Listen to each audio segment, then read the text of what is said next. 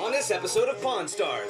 This belonged to Les Paul's wife. Oh, wow. Les Paul's a legend. I mean, he invented the first electric guitar. Correct me if I'm wrong. We are talking about like the holy grail of guitars here, Yes. right? It's priceless.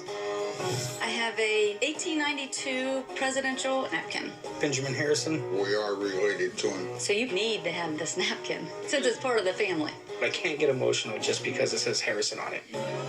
You don't have a problem working night shifts? I'm more of a night owl, actually. We finally decided to hire some new people. I need someone to help her out on the night shift, someone to help I'll train. help Really? You can be a professional. All you're going to do is hit on her. So what if she's a pretty girl? That doesn't mean I can't train her. I'm Rick Harrison, and this is my pawn shop. I work here with my old man and my son, Big Hoss. Everything in here has a story and a price. One thing I've learned after 21 years, you never know what is going to come through that door.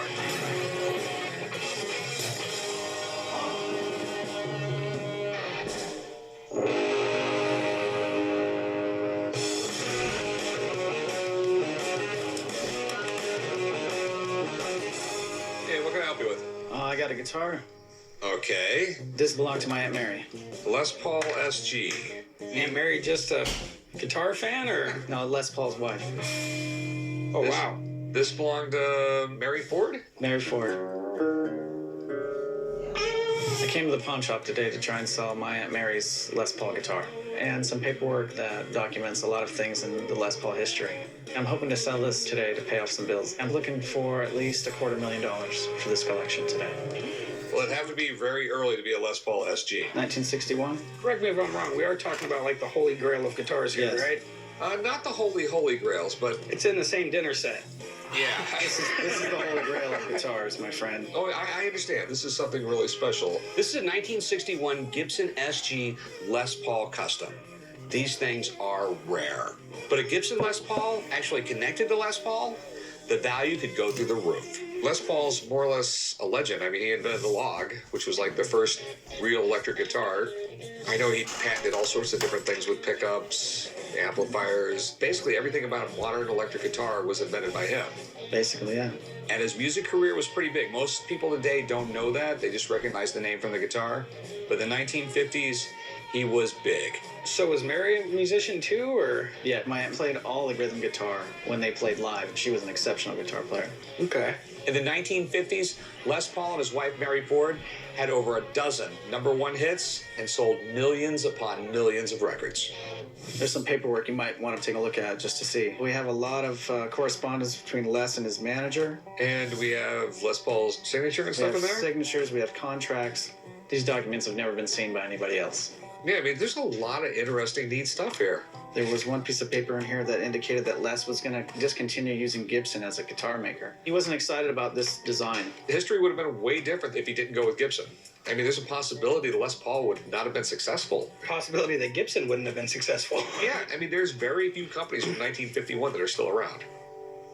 What were you looking to do with all this stuff? I'm looking to sell it. What were you looking to get out of it? It's Okay. priceless in my mind. I mean, Well, it's not priceless. Priceless is a term for people who don't want to sell stuff. I mean, you have a lot of money here as a package, and it all goes together, right? I mean, yes, I would be offering it all together. can I call somebody up, take a look at this thing? I wish you would. I want someone to come in and look at the paperwork. I want someone to look at the guitar. Make sure everything's legit. Let's figure out what it's worth, and maybe we can make a deal. For sure. Let's do that. This is without a doubt one of the most amazing collections I have ever seen. If this all checks out, this could be the largest guitar buy of my career.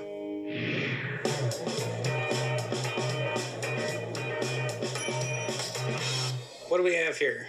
I have a 1892 presidential inauguration dinner napkin. Benjamin Harrison. My grandmother actually told me we may be related to him. So you probably need to have this napkin since it's part of the family.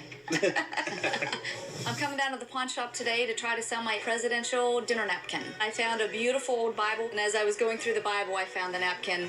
I'm feeling like, it might be a one of a kind, and I hope it's worth a lot of money.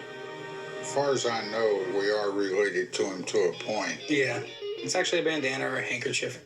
Napkins are generally a lot thicker. Just like now when you go to any kind of campaign fundraiser, they always give you a hat or something like that. When he was in office, it was like right at the end of the Industrial Revolution. Right at the beginning of it. The end. The beginning.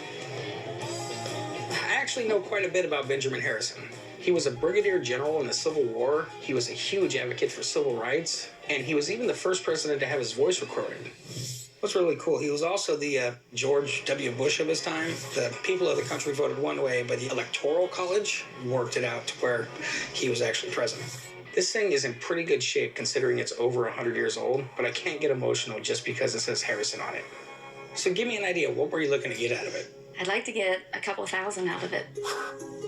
Yeah, unfortunately, we're out on. Yeah, we're so far apart. I mean. But have you seen any before? Yeah. You have? Yeah. Oh my I've gosh. seen them sell for about $112. Oh gosh. That's framed, matted, looking really nice. My offer is gonna be around $50. Wow. But how often is it your second cousin? Oh, he ain't my second cousin. Well, closer to his. Can't we bring it up a little bit higher? I wish we could, but even at 100, there's no money for me to make there. $50. I can't go any higher. No, I can't do that. Well, unfortunately, it doesn't look like we're going to be able to make a deal. All right. Well, thank you very much for bringing it down. I am going to put it right back in the Bible and pass it down for generations to come, and hopefully somebody else finds it.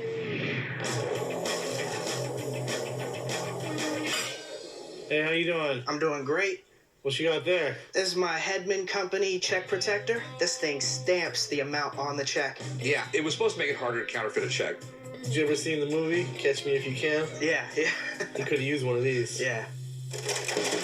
I came to the pawn shop today to sell my check protector. This particular piece was given to me by a coworker. I'm looking to get about $100 for it, but as long as I don't have to carry that heavy thing home, I'll be happy. Looks more like a calculator and adding machine to me. No.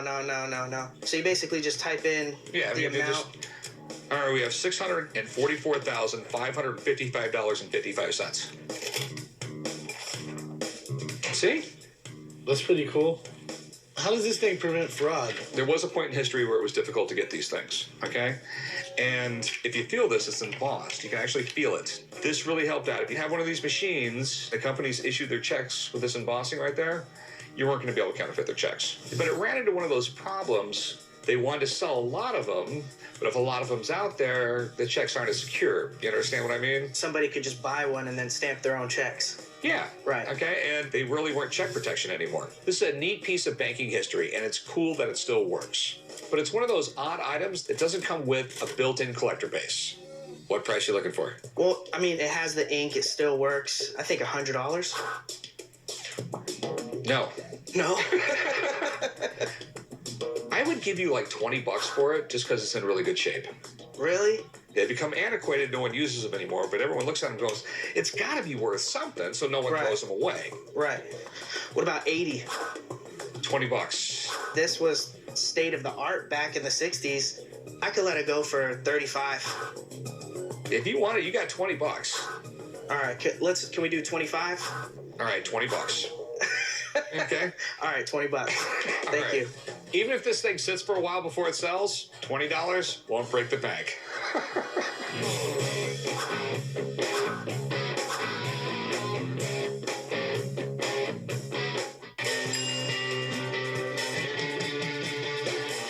Earlier, a guy brought in a guitar and a collection of documents that belonged to Les Paul and Mary Ford.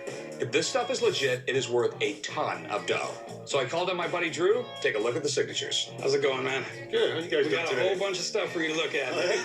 You guys usually call me down when they have question documents or question signatures, and in this particular case, we had that situation today.